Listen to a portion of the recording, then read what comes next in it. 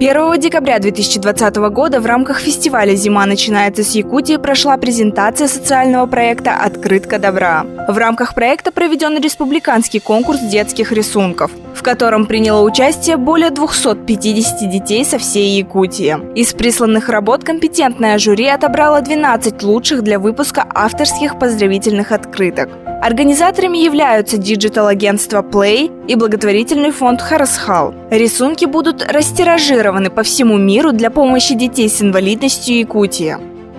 Приобрести и сразу отправить открытку с уникальным дизайном в онлайн-формате можно на сайте проекта lettergood.ru, у наших партнеров и в отделениях Почты России.